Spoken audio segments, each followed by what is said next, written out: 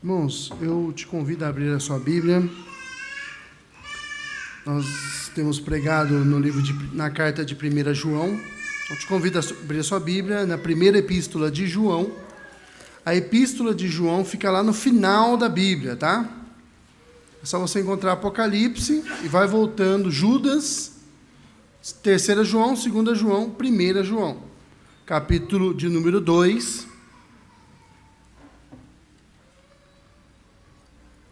Nós vamos ler do versículo 7 até o versículo 11. Há 2 domingos atrás, nós pregamos até o versículo 6. Domingo passado, de propósito, eu pulei do 12 até o 17, e hoje nós vamos ver do 7 a 11. 1 João, capítulo 2, verso de 7 a 11. Já foi dito aqui, né? Mas eu sou o pastor Diogo, eu sou pastor auxiliar aqui da igreja, o pastor presidente, o pastor da nossa igreja, é o pastor Mauro, o reverendo Mauro Sérgio Aiello. Ele está, como foi dito, se recuperando de uma operação. Então, se você está vindo pela primeira vez aqui, nós temos um outro pastor, o pastor regente aqui da nossa igreja, ou o pastor docente, melhor dizendo, da nossa igreja, e ele está se recuperando de uma operação. Vamos ler a palavra do Senhor? 1 João 2, de 7 a 11, diz assim: Amados, não vos escrevo mandamento novo, senão antigo, o qual, desde o princípio tiveste. Esse mandamento antigo é a palavra que ouvistes. Todavia, vos escrevo um novo mandamento, aquilo que é verdadeiro nele e em vós, porque as trevas se vão dissipando, e a verdadeira luz já brilha. Aquele que diz estar na luz e odeia a seu irmão, até agora está nas trevas. Aquele que ama seu irmão e permanece na luz, aquele que ama seu irmão permanece na luz, e nele não há nenhum tropeço. Aquele, porém, que odeia o seu irmão, está nas trevas, e anda nas trevas, e não sabe para onde vai, porque as trevas lhe cegaram os olhos. Até aqui a palavra de nosso Deus. Irmãos, há alguns anos atrás, eu estava aqui na igreja e eu lembro que o pastor Nilson Salles, ele contou uma história bastante interessante, numa ilustração que ele deu. Ele falou de um certo senhor que ele tinha um certo recursos, né? Ele tinha uma quantidade, ele era rico, e ele queria muito participar de uma sociedade de ajuda aos necessitados. Ele queria muito participar dessa sociedade, e ele conversou com as pessoas certas, ele procurou, e ele entrou nessa sociedade. E ele participava de jantares, ele tinha encontros com pessoas importantes, com governadores, enfim, ele ficou muito conhecido, era politicamente e socialmente muito interessante participar daquele grupo, daquela sociedade de ajuda aos necessitados. Mas todos os anos aquela sociedade fazia uma campanha de arrecadação de recursos para suprir a necessidade daqueles que precisavam. E aquele homem nunca ajudava com nada. Até que um dia o presidente daquela sociedade chamou aquele homem e falou: olha, você fez muita questão de entrar no nosso grupo, você conversou, você pediu, e a gente ficou protelando, tinha diversos requisitos para entrar aqui, e você insistiu e tal, e entrou, mas eu vejo que você não colabora com nada, você só vem participar do jantar, pelo que eu vejo, você só quer os bônus, você não tem nenhum ônus com essa. E aqui a ideia é que a gente colabore com a necessidade do outro. E aí aquele homem ficou muito bravo, muito irritado, aquele homem que não ajudava com nada. E aí ele falou assim: olha, deixa eu falar uma coisa para você. Você sabia que há 2 anos atrás a minha mãe passou por muitas dificuldades, ela teve uma doença e ela gastou diversos recursos para para se curar dessa doença? E aí o presidente da sociedade falou, não sabia. Ele falou, e você sabia que o meu irmão, no mesmo período, por causa da minha mãe, ele também ficou doente e tiveram que gastar muito dinheiro com essa sociedade? Ou melhor, com a doença do meu irmão? Ou seja, foi gasto muito dinheiro com a doença da minha mãe e do meu irmão. Você sabia disso?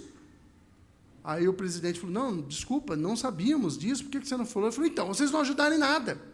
E eu quero dizer uma coisa para você, o homem continuou, se eu não ajudei minha mãe e meu irmão, por que você acha que eu vou ajudar os outros? Interessante essa história, né? Porque ela diz muito a respeito de nós, às vezes. É muito a respeito de pessoas como somos. Pois bem, irmãos, João está escrevendo o seu texto, a sua carta, a sua epístola, no final da sua vida. Já foi dito isso, já falamos sobre isso. Ele está lá por volta do ano 85 e 95, ele está escrevendo tudo.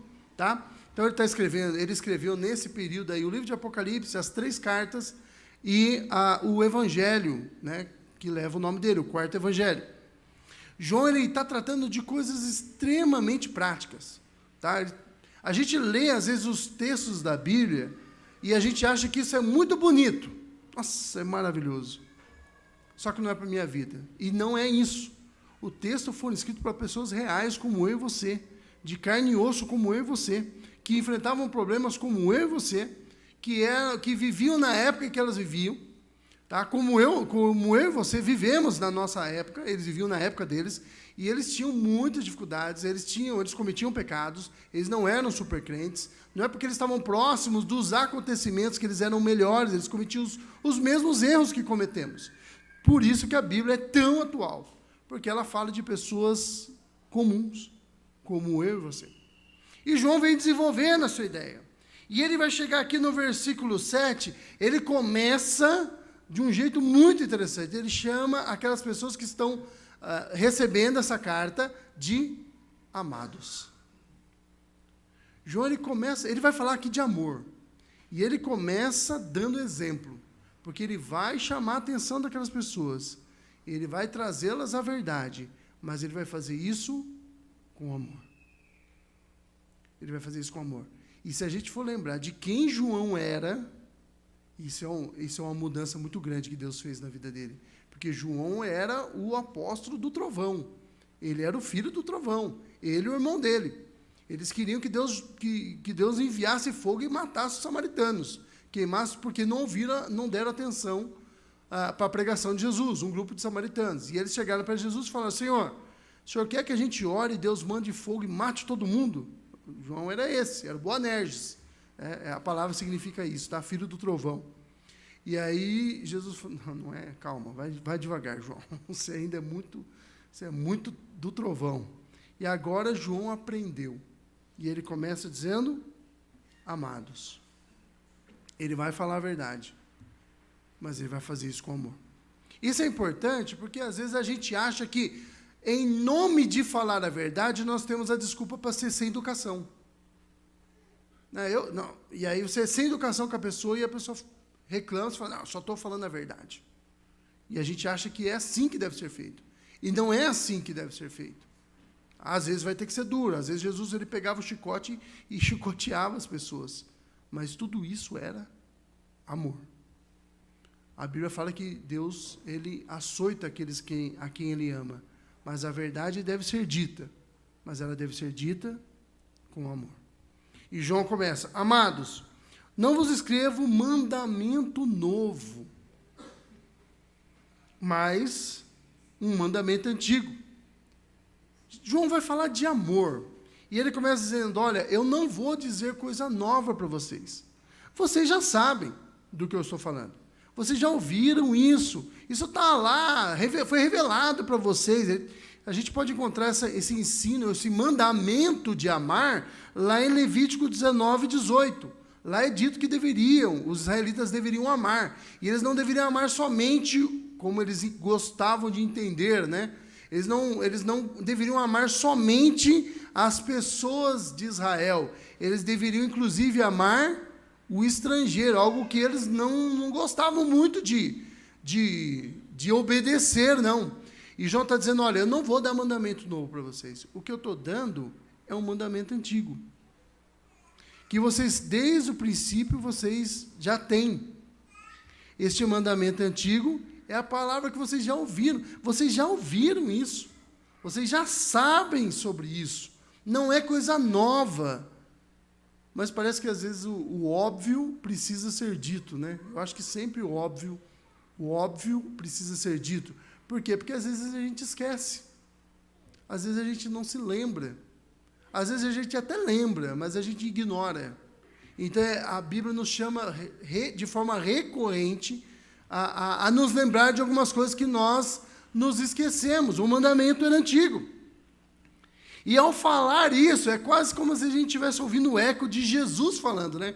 É legal como a gente percebe a sincronia que há entre o Evangelho de João, escrito por João, né? Que o Evangelho é de Jesus, mas o Evangelho escrito por João e a epístola, a primeira epístola. Eles falam de temas, é como se João estivesse escrevendo tudo de forma resumida, mas de novo. É como se nós estivéssemos ouvindo que Jesus falando, né? Eu não vos dou um mandamento novo. Ou melhor, eu te dou um mandamento novo, que é amar uns aos outros. Mas o mandamento já era antigo. Todos eles já conheciam.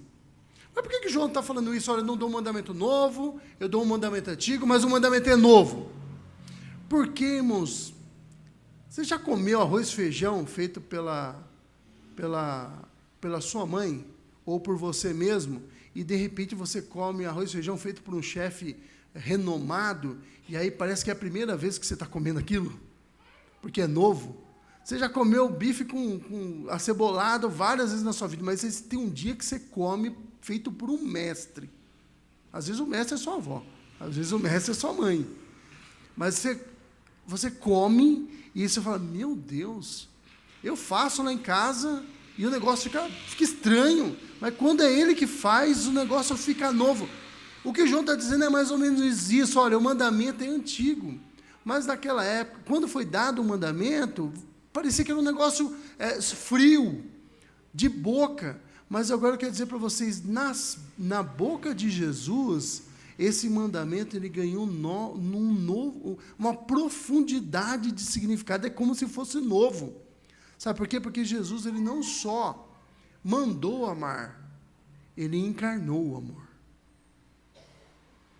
É legal quando você lê no Evangelho, às vezes as pessoas ouviam Jesus explicando uma passagem bíblica e eles ficavam extasiados. Por quê? Porque ele explicava com autoridade.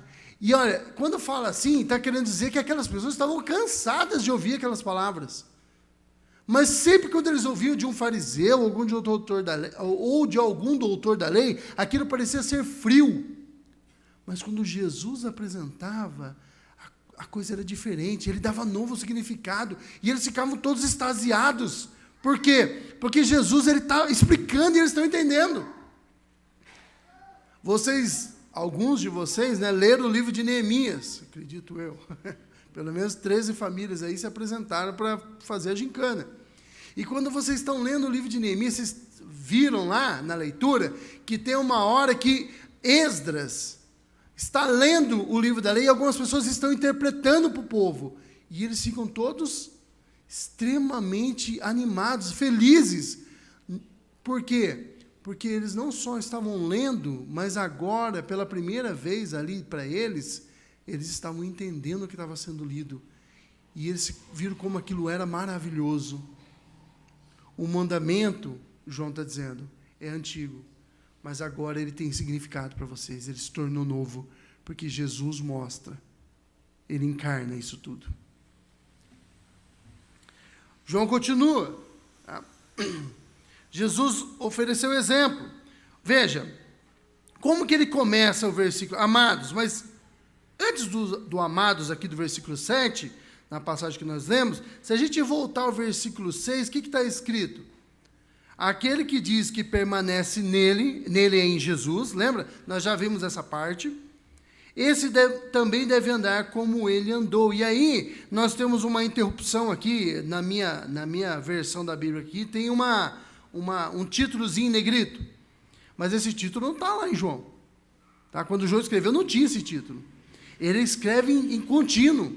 E ele vai dizer, aquele deve andar como ele andou. Amados, não vos escrevo.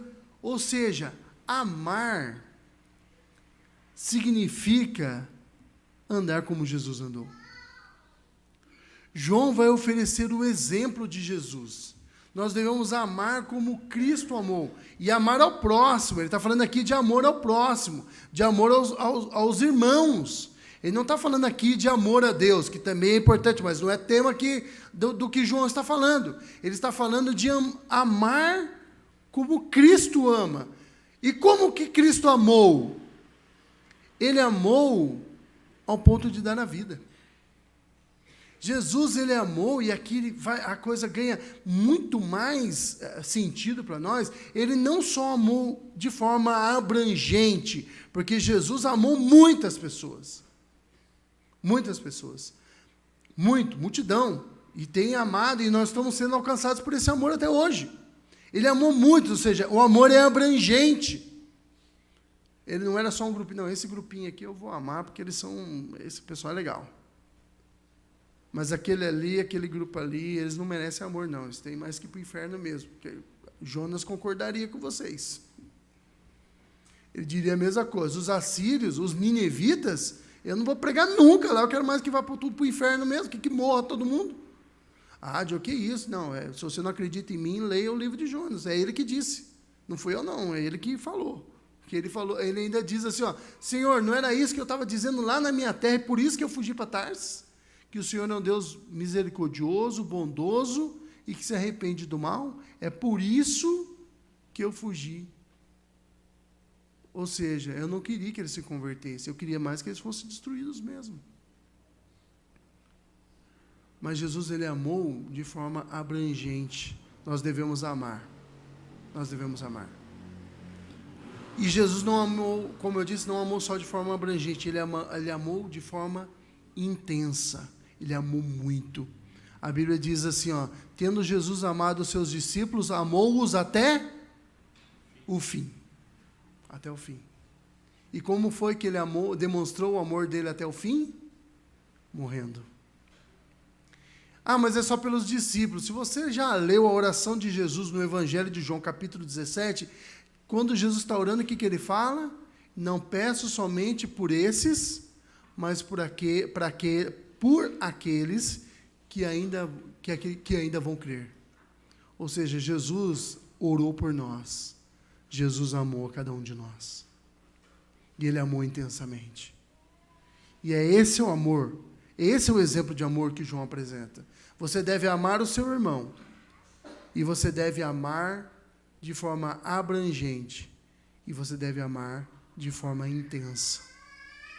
Intensa. Outra coisa que está relacionada ao vínculo que João faz, o apóstolo João faz, com o amor de Jesus, é que esse amor não é um amor de palavras. Porque é fácil dizer que a gente ama. Difícil é amar de verdade. Difícil é a gente, quando mexe no nosso bolso. Difícil é quando a gente tem que abrir mão do nosso tempo e gastar tempo com o outro e ouvir as dificuldades que ele está enfrentando. Difícil é quando você chora com ele.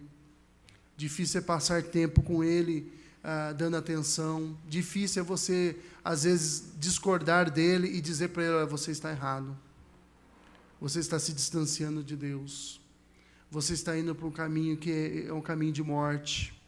É difícil fazer isso, mas é isso que significa. É demonstrar em atitudes aquilo que cremos. Foi isso que Jesus fez. E como que ele foi que ele demonstrou? Morrendo por nós, na cruz do Calvário.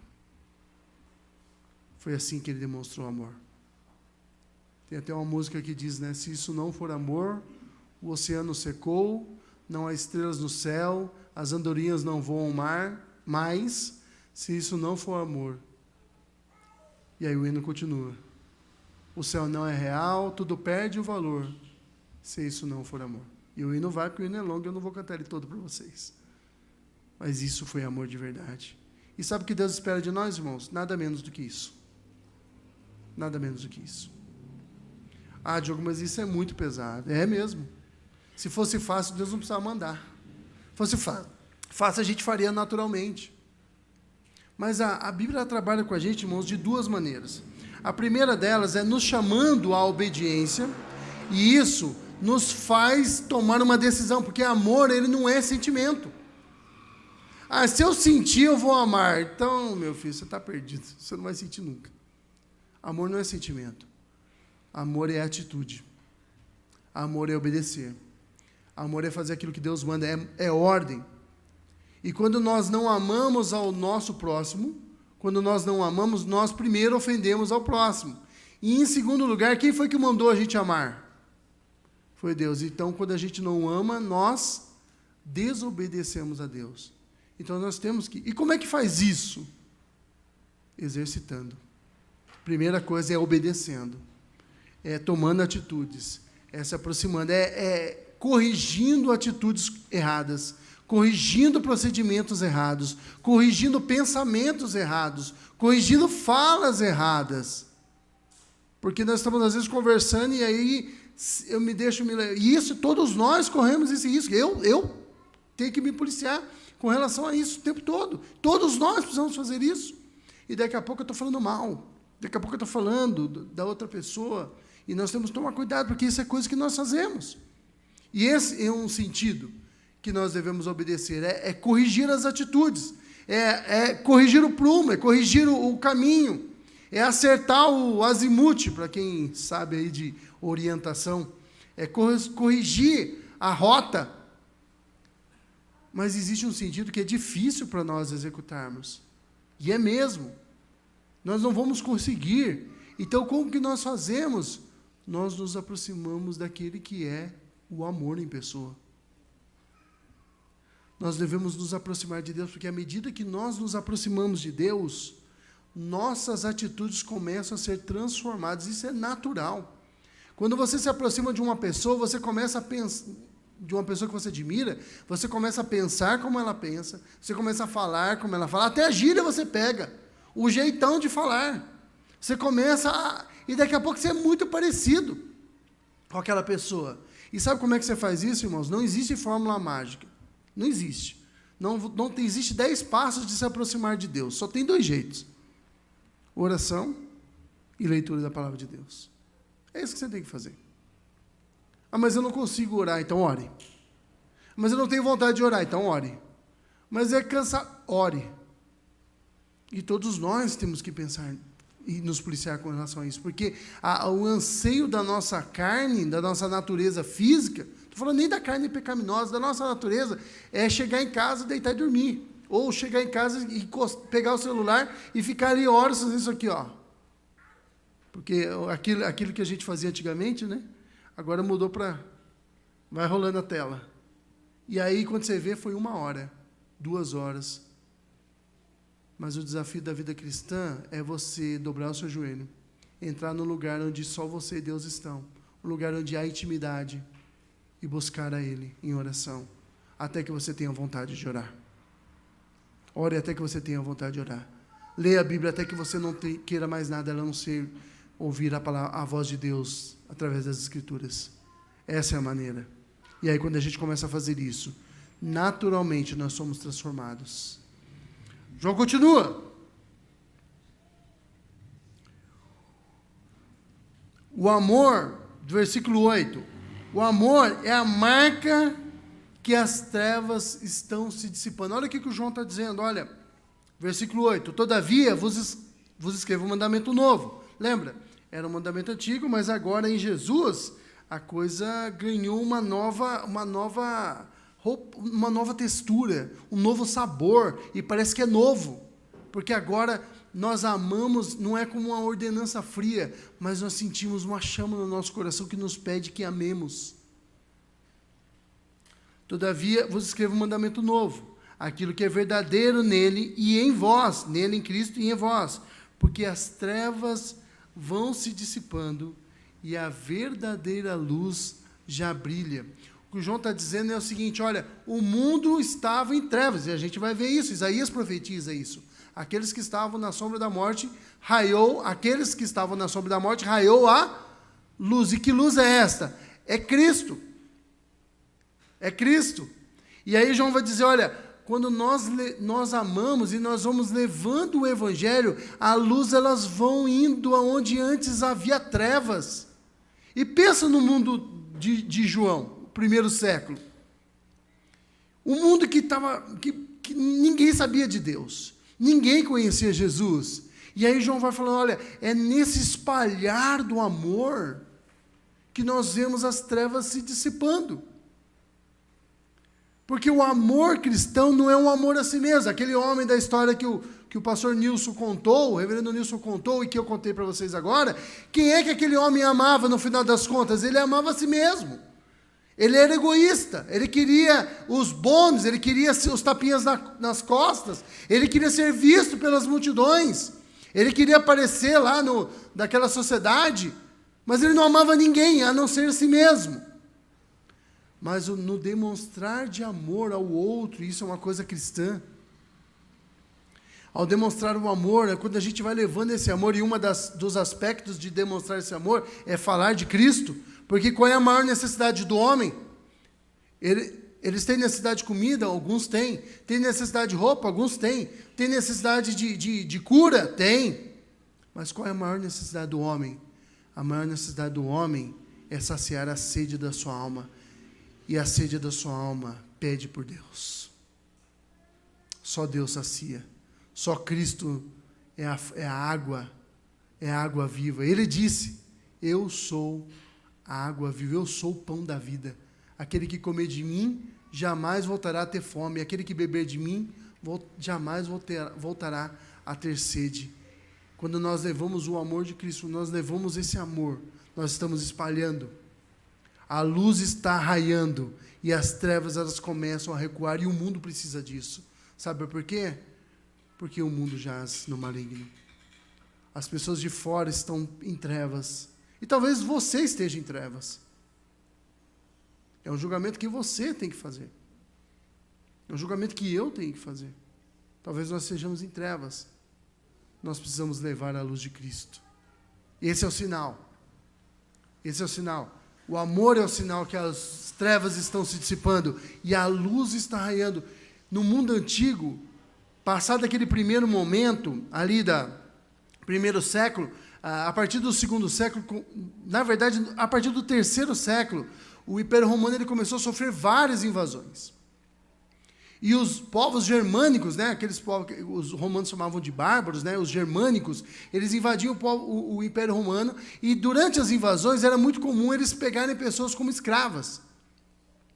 E o que o cristão fazia? Ele ia, juntava dinheiro, a comunidade se reunia, juntava dinheiro e comprava os escravos cristãos de volta. Então, os romanos começaram a ver que ser um cristão era uma bênção.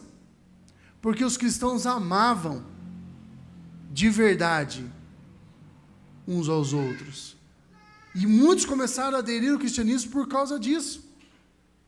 Esses dias eu estava vendo um vídeo de uma mulher, ela estava sentada numa cadeirinha, alguém colocou assim, olha, me convença que o feminismo é ruim. Aí ela estava sentada e aí chegou uma mulher, sentou e falou assim, começou a falar, a mulher começou a falar, vocês dizem que estão a favor das mulheres, vocês estão nem aí para nós. Em compensação, os cristãos lá na periferia, ela fala assim, né, o chão de fábrica, lá onde a vida acontece, quantas vezes, qual de vocês, ela fala, um dia chegou para uma mulher e falou assim, olha, deixa seu filho comigo, e eu cuido para você poder trabalhar, ou seu filho está doente, e você precisa trabalhar, e alguma de vocês veio até nós e falou assim, olha, pode ir, pode trabalhar que eu fico com o seu filho, eu cuido dele.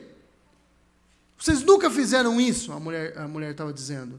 As irmãs lá da igreja, elas chegam para nós, várias vezes ela diz, eu precisei, nós precisamos, e elas chegam para nós e falam assim, ó, pode ir trabalhar, eu fico com o seu filho.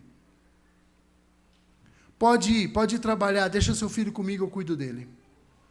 Sabe o que é isso, irmãos? Isso é amor. Esse é amor. E isso só nós temos. Sabe por que nós temos? Porque o amor de Cristo inundou o nosso coração. Não é porque a gente era bom, não. É porque o amor de Cristo nos constrange e nós nos encaramos como irmãos. Encaramos como irmãos. Bom, João diz, a demonstração de que as trevas estão se dissipando e que a luz está raiando é que vocês amem uns aos outros. Vocês devem amar uns aos outros. E aí nós vamos para a última parte aqui do nosso texto. E João continua. Aquele que diz estar na luz e odeia seu irmão, até agora está nas trevas. Aquele que ama seu irmão e permanece na luz, e nele não há nenhum tropeço. Aquele, porém, que odeia o seu irmão, está nas trevas e anda nas trevas, e não sabe para onde vai. E João aqui começa a mostrar, comparar o amor à luz e o ódio, né, o desamor às trevas. O João gosta de fazer esses contrastes. Ele fala, olha, a demonstração de que a luz está raiando é que vocês amam. E se em vocês não há amor, é porque vocês estão em trevas. E João trabalha algumas coisas interessantes. A primeira coisa é que aquele que ama, ele não é nem tropeço para si e nem tropeço para outro. A palavra aqui o João ele gosta de trabalhar essa dualidade de palavras. E quando ele usa aqui, nele não há nenhum tropeço, no versículo 10, a ideia quer dizer que nem ele tropeça, e ele não tropeça porque ele está na luz. A ideia é que você já andou no escuro? Todo mundo aqui já andou no escuro, né? E a gente vai tropeçando em tudo porque a gente está no escuro. E João está dizendo, aqueles que amam, eles estão na luz, e quem está na luz, ele não tropeça. Ele consegue andar tranquilo, ele não tropeça em nada. E aí João está dizendo, olha, quando você declara que ama, ou que você declara que serve a Jesus, e nas suas atitudes a gente não consegue ver isso, você está tropeçando nisso. Você não ama, você tropeça.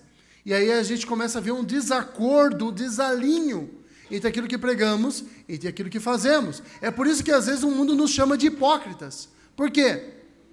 Porque nós pregamos algo e nós vivemos de forma diferente daquilo que pregamos. E João está dizendo, aquele que vive na luz, aquele que ama, ele não tropeça nisso. E ele não só não tropeça, como ele também não faz outros tropeçarem. Eu estava lendo uma história, se eu não me engano, foi o Wisby que oferece essa ilustração. Ele diz que um dia um homem estava andando no escuro e ele viu ao longe uma lâmpada, né, uma lamparina. E essa lamparina ela era toda... parecia que a impressão que ele tinha é que a pessoa que estava segurando a lamparina estava andando trôpega. E aí ele foi se aproximando, andando mais rápido, ele foi se aproximando daquela lamparina, até que ele chegou e ele viu que a pessoa que estava andando no escuro com aquela lamparina, ele tinha uma bengala, e ele passava, no que ele percebeu, que aquele homem era cego. E aí ele perguntou para o homem que estava segurando a lamparina, por que você está segurando uma lamparina se você não enxerga? E aí ele falou assim, eu estou segurando essa lamparina para que os outros me vejam e não tropecem em mim. Irmãos, amar, ele é como se nós estivéssemos carregando essa lamparina.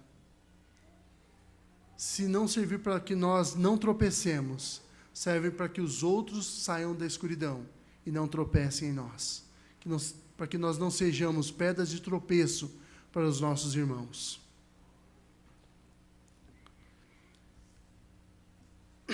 Existem muitas formas, irmãos, de nós, para concluir, né? Existem muitas formas de nós enxergarmos os nossos irmãos. Nós podemos enxergá-los como uma forma de ascender socialmente. O que eu posso de me beneficiar dessa amizade? O que ele pode contribuir para mim? Essa é uma visão que alguns têm.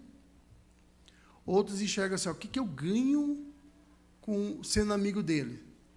Entendeu? Então, forma de ganhar alguma coisa. Quem é que eu estou buscando no final das contas o benefício? De mim mesmo. Isso não é amor. Mas a forma correta de nós enxergarmos o outro é como nosso irmão em Cristo. E como nós amamos os nossos irmãos da carne, ou pelo menos deveríamos amar. Mas eu não amo nem meu irmão. Então você está que nem o homem lá da primeira história. Não ajudava nem minha mãe e meu irmão, vou ajudar os outros? Nós devemos amar. Nós devemos amar. Tem gente que acha que deve amar aquele que o ama de volta. Isso aí o judeu fazia também. Jesus, ele nos desafia a amar os nossos inimigos. Foi isso que ele disse, não é? Lembra que foi dito aos antigos? Jesus está dizendo, lembra que foi dito aos antigos? Amai o teu próximo, amai o seu amigo e odiai o seu inimigo. Aí Jesus faz o quê? Ele apresenta o novo, né? O prato bem feito, a explicação bem dada. É que nem que você ouvir uma pregação minha, que é aquela prato antigo, e aí você vê o Augusto Nicodemos explicando o mesmo texto, você fala, nossa, agora sim eu estou comendo de verdade. Jesus fala assim, eu porém vos digo, se você não amar o seu inimigo, e aí você deve amar, né? A ideia é, ame o seu inimigo. Ame a todos. Nós devemos encará-los como os nossos irmãos em Cristo. Quem é que deve ser amado, irmãos? Nós devemos amar os nossos irmãos. E nós devemos amar, inclusive, aquele que nos odeiam. Porque, afinal de contas, Romanos 5, capítulo 8, diz que Jesus nos amou quando nós éramos os seus inimigos, quando nós ainda éramos pecadores. Ele nos amou quando na situação de inimigos dele. E olha, não se engane. Se você estivesse lá 2000 anos atrás, na frente da cruz, você gritaria como todos os outros: crucificam. Se você estivesse lá na cruz, você estaria lá na frente. O crucifixo foi durante o julgamento, né? Mas se você estivesse lá no dia da crucificação, você estaria zombando de Jesus, dizendo: desce daí, você não é o ungido de Deus? Nós estaremos nessa situação. Nós só não estamos, irmãos, porque Ele nos alcançou com seu amor. Isso é graça. Favor imerecido, isso é graça. Nós devemos amar. E esse amor deve ser revelado em atitudes. Sabe por quê, irmãos? Porque senão, continuamos em trevas. A verdade não está em nós. Nós somos mentirosos. Nós fazemos jus às acusações que o mundo faz a nosso respeito. Somos hipócritas. O amor de Deus não está em nós. E sequer conhecemos a Cristo. Porque iluminação aqui tem a ver com conhecer a Deus. Havia um grupo na época de João, que depois vai dar origem aos gnósticos. Vários grupos, né, que se unem e formam os grupos gnósticos. E aí esse grupo achava que eles eram os iluminados. E João está dizendo que eles estão em trevas ainda. Iluminado, aquele que anda na luz, é aquele que foi salvo por Cristo Jesus. E esse que foi salvo por Cristo Jesus, que não anda mais segundo a carne, mas segundo o Espírito, como Jesus diz lá no Evangelho, e João registra, né? Não anda segundo a carne, mas segundo o Espírito, quando Jesus está falando lá com Nicodemos. Esses amam. Irmãos, amor, nós devemos amar. E isso tem que começar quando? Hoje. A partir de amanhã, que amanhã é segunda, é o primeiro dia da semana, não, o primeiro dia da semana é domingo, é hoje. E isso as pessoas precisam ver em nós. As pessoas do mundo, as pessoas de fora da igreja, e por mundo aqui eu quero dizer fora da igreja, né, os não cristãos, eles precisam ver esse amor. Nós devemos olhar para eles com ternura. Nós devemos olhar para eles com compaixão. Porque eles precisam de Cristo. Eles precisam dessa luz que nós temos. E nós precisamos resplandecer a luz de Cristo nessa terra. Essa é a marca de que as trevas estão se dissipando. E a luz está raiando. O Evangelho veio brilhando, irmãos. Lembra, a aurora do justo, a vereda do justo é como a luz da aurora, que vai raiando, até se tornar dia perfeito. Vocês não completaram, mas eu sei que vocês conhecem o texto. Até tornar esse dia perfeito. Imagine o amanhecer, né? A aurora, o nascer do sol. E aí começa vindo os primeiros raios, aí você vê aquele contraste de luz e escuridão, luz e trevas, daqui a pouco vai indo, e quando vai lá por volta das 7 horas da manhã, está tudo iluminado. E aí quando é o meio-dia, está o dia perfeito. Nós estamos resplandecendo a luz de Cristo nesse mundo. Para a glória de Deus Pai. Para a glória de Deus Pai. Eu não consigo, eu não quero. Então você precisa ser transformado, você precisa de Cristo. Você está em trevas e você precisa da luz do Evangelho. Quero, mas não consigo. Se aproxime de Cristo através da oração. E olha, irmãos, oração não tem outra coisa a não ser orar. Sabe como é que você faz para orar? Ora. Sabe como é que você faz para ler a Bíblia? Leia. Não tem fórmula mágica, não. Não vai acontecer um anjo do céu descer, cantando aleluia, e ele vai abrir para você e vai começar. No princípio, não vai. É você que vai ter que pegar e vai acontecer, porque foi assim que Deus escolheu. Você vai ter que pegar e você vai ler. E à medida que você vai lendo, você vai começar a pensar como Deus pensa. Você vai começar a falar como Deus fala. Você vai começar a agir como Deus age. Sabe por quê? Porque a vida dele começa a gerar vida em nós. E nós começamos a ser como Cristo é. Para a glória de Deus. Curva a sua cabeça. Vamos orar. Senhor, nós te agradecemos, ó Pai. Te agradecemos por essa palavra. Te agradecemos, ó Pai, porque o Senhor teve o cuidado de nos admoestar, Pai. De inspirar o teu servo João para escrever essas palavras. E hoje, Pai, nós temos o privilégio de poder ler essa palavra. E nós temos o privilégio de ser transformados por ela. Senhor Deus, muda o nosso coração. Se há falta de amor, Senhor Deus, que ele transborde em nós. Que o amor de Cristo nos faça sentir vergonha. E que nós comecemos a amar como Ele ama. É difícil, Pai, somos falhos, somos fracos, não sabemos como fazer. Mas sabemos, Pai, que o Senhor é aquele que faz tudo em todos. O Senhor faz nova todas as coisas. Muda nossa disposição do coração, para que possamos resplandecer a glória de Cristo, o amor de Cristo, a cruz de Cristo nesse mundo. Para que as pessoas vejam Cristo através de nós. Ó Deus, esse é o desejo da nossa alma. E se não é, Pai, que passe a ser. Que nós amemos como Cristo ama. Que nós sejamos exemplo para outras pessoas. Fica conosco, ó Deus eterno. Em nome de Cristo Jesus. É o que te pedimos e agradecemos. Amém.